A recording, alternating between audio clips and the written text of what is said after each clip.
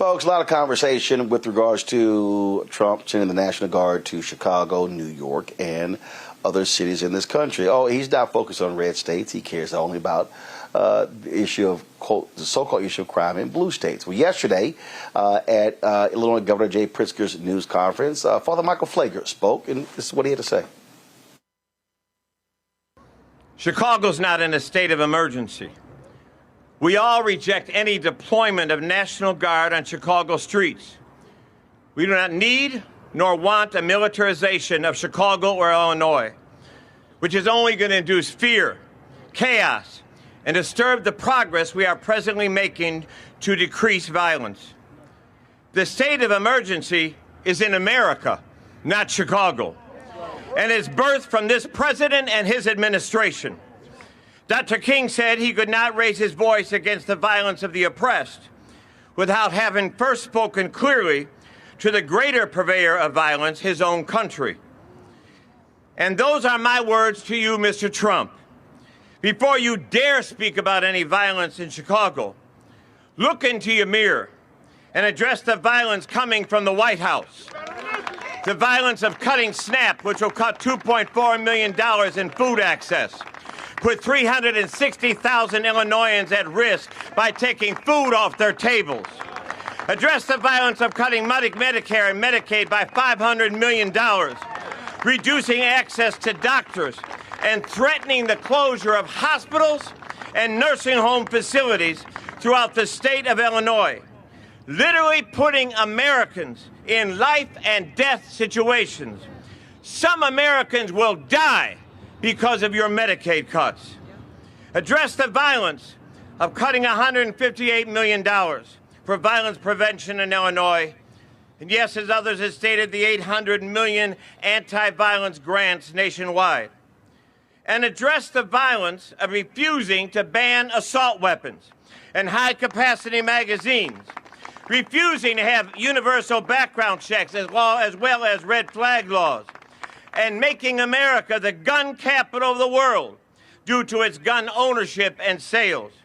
And while you're at it, Mr. Trump, stop the gun flow into our state from your Republican state of Indiana. Yes, Mr. Trump, rather than exploit our men and women in uniform for your own political theater, look into the mirror and address the acts of violence that you have ordered from your golden Oval Office, creating violence and chaos throughout this country. Take the wasted money in sending the National Guard and the wasted money used on threatening commercials by your Homeland Security Secretary and use it on real violence and prevention programs that will bring peace. The only one we have to be concerned about is violence is you, Mr. President. Send the National Guard to 1600 Pennsylvania Avenue. Father Pfleger joins us right now on Roland Martin Unfiltered. Glad to see you again, sir. Good to see you, my brother. How you doing? Doing great. Here's what's very interesting. I remember 11 years ago, the crime under Rahm Emanuel was outrageous. And I actually wrote a column invoking the use of the National Guard. I made a point about, I said, you use everything at your disposal. And I remember the people who were really upset. And I said, listen, I said, if it's state police, I said, you use everything. I said, because, I said, whether you're doing traffic stops, whether you're doing, any sort of different things to deal with it. And someone asked me, and they said, well, what's different? I said, well, I was specifically speaking to the mayor and the governor. This is a situation where you have someone in the Oval Office who wants to do this, when we know the process to use National Guard is typically a governor makes that decision or makes the request to the White House. No, Trump believes that he can do whatever he wants. And in fact, at today's press conference, he literally said he can do whatever he wants. Folks, roll that clip and then we'll go to Father Pfleger. But then he goes on television and says, oh, Trump is a dictator, he's a dictator. And a lot of people have been, so the line is that I'm a dictator, but I stopped crime. So a lot of people say, you know, if that's the case, I'd rather have a dictator. But I'm not a dictator. I just know how to stop crime. All right, folks, play the other clip. That's the one about being the dictator. The other clip, though, speaks to when he says he can do whatever he wants. So I would have much more respect for Pritzker if he'd call me up and say, I have a problem. Can you help me fix it? I would be so happy to do it. I don't love, not that I don't have the right to do anything I want to do. I'm the president of the United States. If I think our country's in danger, and it is in danger in these cities, I can do it. No problem going in and solving, you know, his difficulties. But it would be nice if they'd call and they'd say, would you do it? And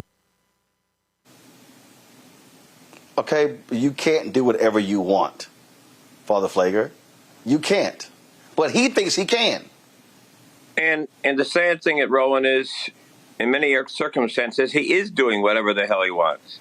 I mean, everybody says he can't do this, he won't do this, but he's doing things. He has broken the Constitution, he's broken the laws, and he thinks he is a dictator. He can joke about it if he wants to, but he's acting like one. And the fact of the matter is, with no check from Congress, no check from Senate, he's got the Supreme Court in his back pocket, and like today, the Board of Governors filed that sister, where they say he can't do that, but he's constantly just doing things.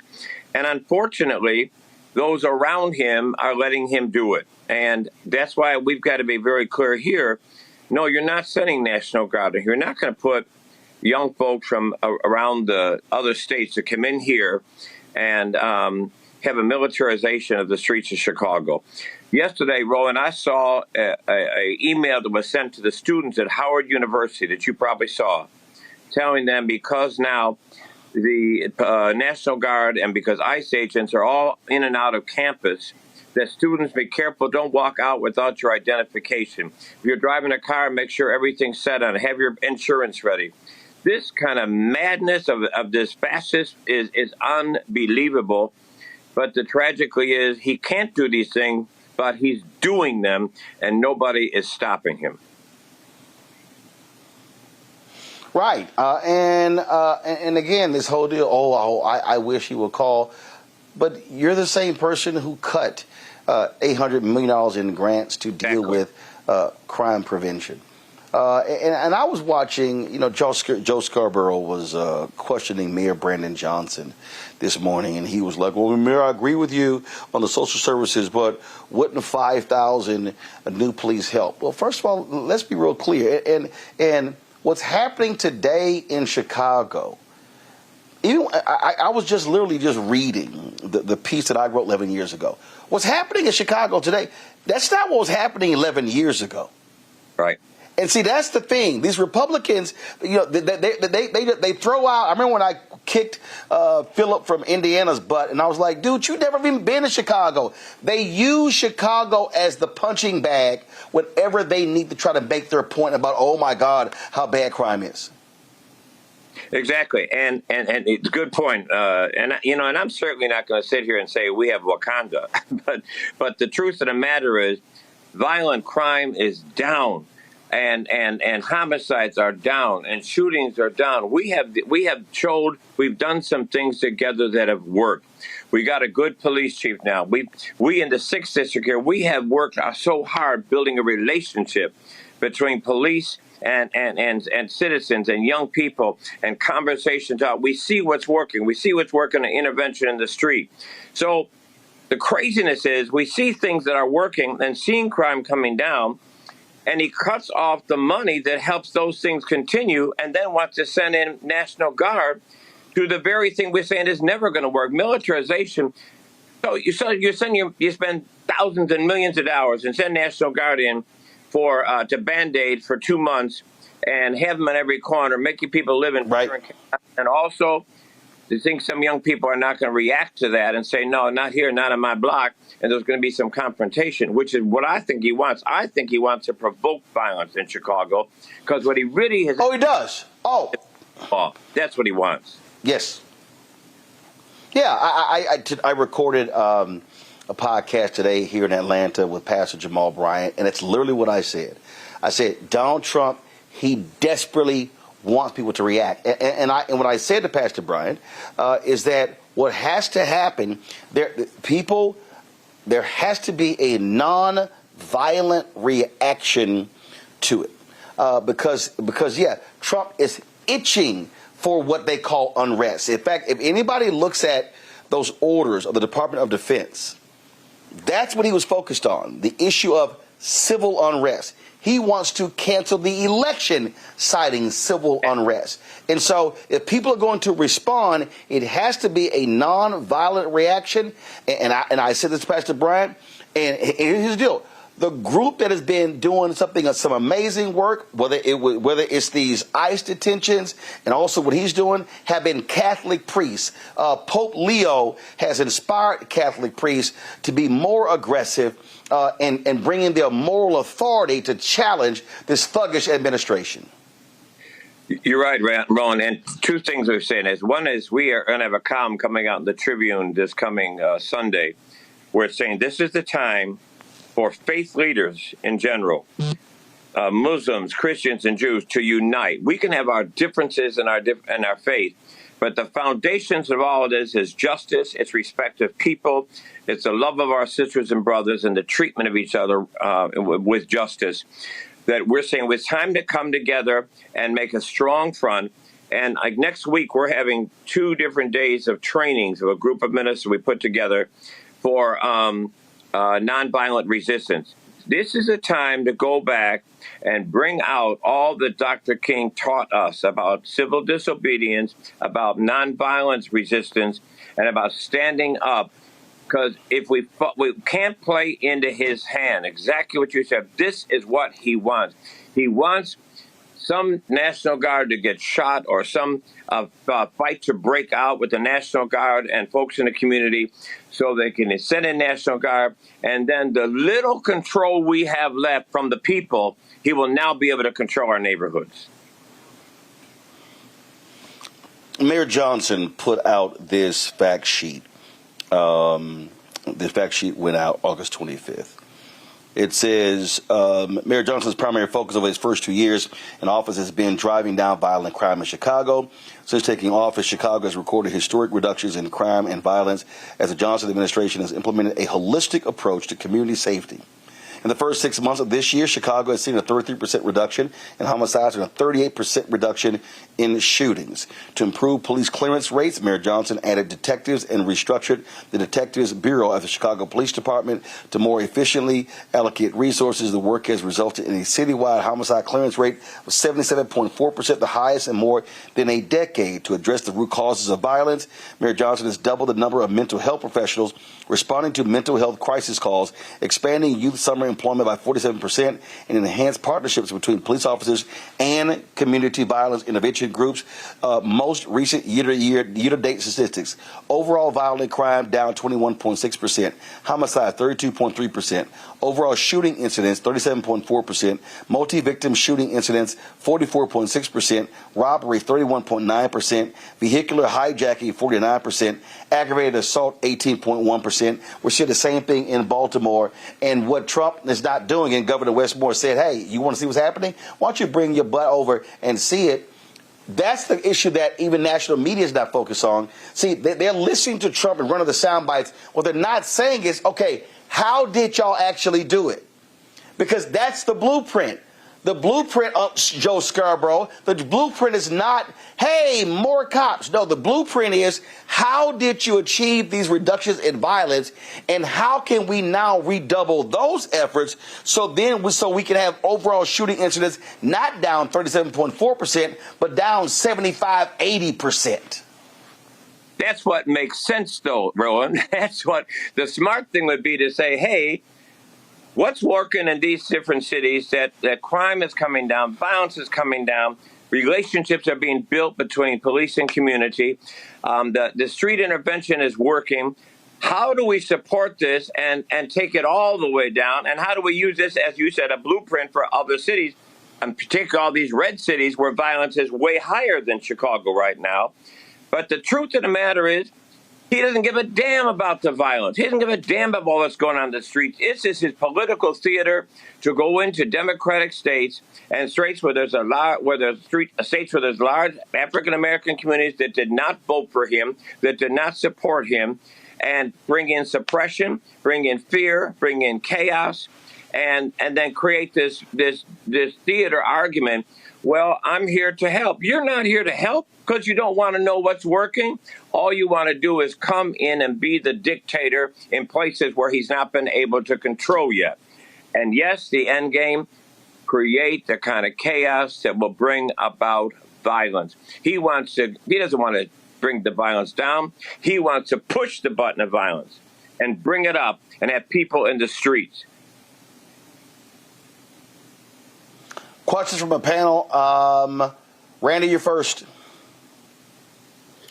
So when you talk about resistance, when talking about we have to get all our leaders together, I mean, what does that look like for you? Because we to you, like, what do we need to, like, real action items that we could take right now? Because I think we're talking in large, in like these big ideas, but I think people really are wanting a plan of action. Like, where do we start? Well, I think what we're trying to do right now is like next week, we're asking ministers and young people to come together and go through a training, first of all. We've got to be prepared so when they come in with an aggressive force, we don't respond, we don't react to that. I think one of the problems we've had in the past is we have spent too much time responding to what Trump is doing. Shame on us. We're responding to a Project 2025. We should have had our own Project 2025 to put out to make him respond to us.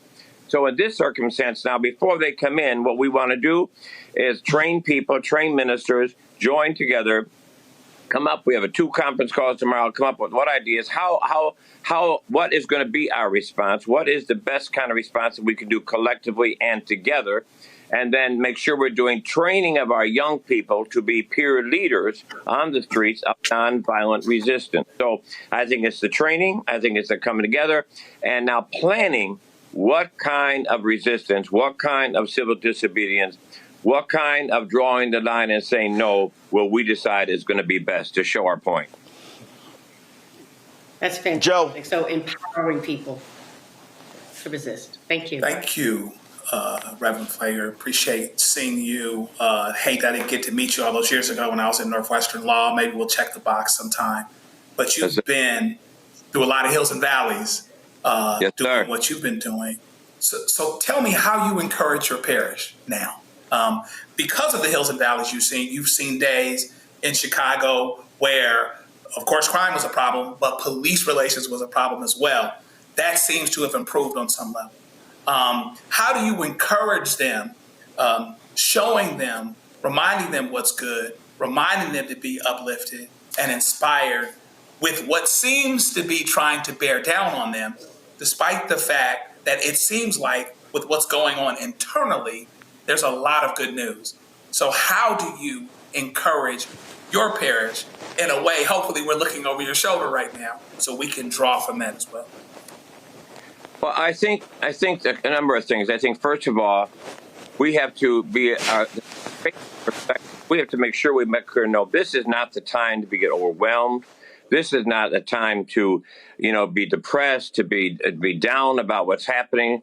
People say, I just can't take it anymore. I don't want to watch the news. I don't want to listen to it. No, this is not the time to retreat. This is the time to say, what is this faith that we've been growing in? What is this faith that we've been proclaiming and singing about and preaching about and teaching about? This is the time in darkness when we recognize, as I told you Sunday, it's when you turn on the light. Well, who's the light? We are. We're the light of the world, not to be hidden. So this is the time for us to shine. This is the time for us to come together and know who we are. We are the more than overcomers. We are the he in us who's greater than the he in the world. This is the time to put legs on our feet and make sure that we are living it every day in our workplaces, on the street corners, in our schools. This is the time for our faith to shine bright. This is the time to recognize what we say we believe. Now it's the rubber hits the road. Do we believe that God's power is greater than man's power? Do we believe that our faith is greater? Do we believe we're more than our overcomers? If so, let's act like it, let's walk like it, let's talk like it, and don't miss the opportunity. And that's what I keep telling the multi-faith leaders. This is a time to come together from Christian, Muslim, Jew, Baha'i, Sikh, whatever you may be, and say, out of all our holy books, the Quran, the Torah, the Bible, we have a foundation of beliefs that we all join one in. Let's come together where we join one in. Let's stand up together, and let's set a model for the country. This is an opportunity for us. Don't not just look at what this idiot is doing. This is an opportunity for us to shine brightly and to take back the narrative. As the Christian church, we have been too quiet for too long and allowed the crazy right-wing evangelicals to become the new spokesperson of Christianity. That ain't Christianity. Yes. That's not Jesus.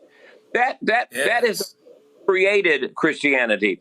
Now it's time for the real Christianity to stand up, be tall, be strong, be bold, and be unashamed about it.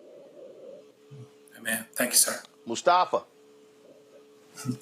Reverend Pfleger, you make me want to go back to service right now instead of waiting until Sunday.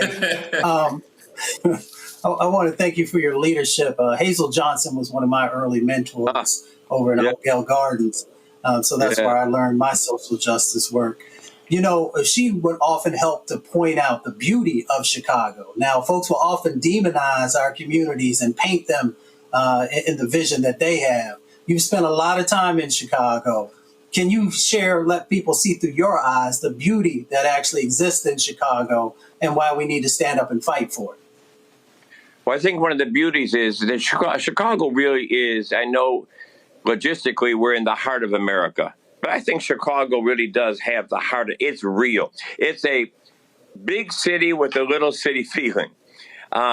We have this beauty of different neighborhoods, of rich cultures, from the Chinatown to the Puerto Rican community, to the Mexican community, to the out west here is the Muslim community and the Little Palestine, and we have all these great, wonderful communities that oftentimes allowed to be separated from one another. But I see, again, I think that the trial and trouble and persecution is the time to take advantage of what we do have, what we do know, and to rise up. I think we can be a real model to the country because the realness of what Chicago is. Chicago is just what you see is what you get.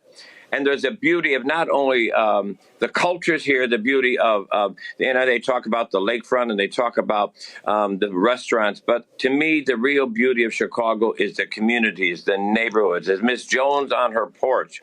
It's Uncle John sitting at the corner or at the barbershop on Saturday mornings listening to Push with 15 guys in the barbershop. It's still there. It still exists. It's the time to shine and show who we really are, come together, be strong.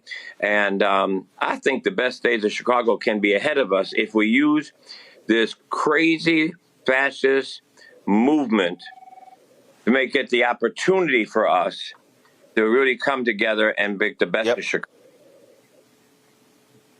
I'll say this here, and I think this needs to happen in D.C. You talk about the faith community. You want to sit here and challenge these folks. Imagine if 1,000 Christians are lined up shoulder to shoulder where these National Guard members are, standing there holding their Bibles and chanting affirmations or singing freedom songs like Snick did as well. And looking them in their eye. See, to me, that's sort of the movement that's to happen. Secretary of Defense Pete Hegseth, you think you're a super Christian? Yeah, let's see 1,000 black Christians look you in your eye, calling you out. See, and so when I think about Dr.